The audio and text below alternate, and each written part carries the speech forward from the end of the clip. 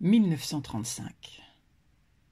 Alors qu'il dérivait lentement dans son bateau, dans les marais longeant la forêt d'Asie du Sud-Est, le professeur Hugh Smith se laisse bercer par le scintillement de l'eau sous la lumière blanche de la lune et les appels des créatures nocturnes débutant leur chasse. Soudain, il lève les yeux vers les palétuviers, embrasés comme si la foudre venait de les toucher, puis tout est devenu noir. À nouveau, au bout de quelques microsecondes, les arbres s'illuminent à l'unisson, éclatant de lumière dans la nuit noire, puis retombent dans l'obscurité. Le spectacle reprenait de plus belle. Le célèbre biologiste venait de découvrir l'existence de milliers d'éclaireurs bioluminescents, les fameuses lucioles présentes dans les palétuviers.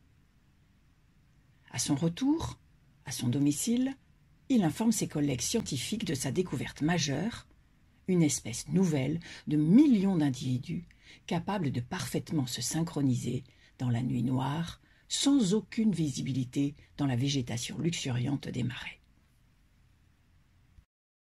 Malheureusement, il n'a pas été cru. Les biologistes ont ridiculisé son récit, l'appelant même fabriqué. Pourquoi les lucioles mâles brilleraient-elles à l'unisson, ce qui ne ferait que diminuer leurs chances de se distinguer des partenaires potentiels? Les mathématiciens étaient également sceptiques. Comment l'ordre pouvait-il venir du chaos dans la nature sans un dirigeant pour commander? Les entomologistes ont demandé comment des milliers de lucioles pouvaient voir suffisamment de lucioles pour créer exactement le même motif compte tenu de la visibilité limitée dans la forêt. Cela semblait physiquement, mathématiquement et biologiquement impossible. Pourtant, ça ne l'était pas. Et maintenant, grâce à la science moderne, nous savons comment et pourquoi. Il s'avère que ce comportement déroutant sert en réalité un objectif évolutif pour les lucioles. Selon la publication dans la prestigieuse revue Science, les chercheurs Moisef et Copeland ont constaté que lorsque les éclairs se propageaient au hasard, la probabilité qu'une femelle réponde à un mâle dans les recoins sombres de la forêt était de 3%. Mais lorsque les éclairs des lucioles sont nombreux, la probabilité que les femelles réagissent est de 82%. Ce n'est pas une erreur de calcul. Le taux de réussite a augmenté de 79% en tant que communauté interconnectée plutôt qu'en tant qu'individu isolé.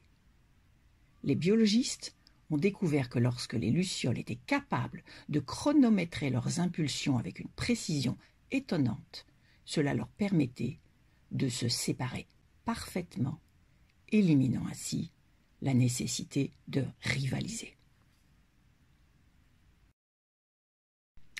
La société enseigne qu'il vaut mieux être la seule lumière vive dans une forêt de lumière vive. N'est-ce pas ce que nous pensons du succès à l'école, puis dans l'entreprise? Nous voulons être au sommet de notre classe, obtenir le poste dans la meilleure entreprise et être choisis pour travailler sur le projet le plus convoité. On nous apprend sans cesse qu'il faut nous différencier et entrer en concurrence avec les autres pour réussir. Et pourtant, mes recherches montrent que ce n'est pas le cas.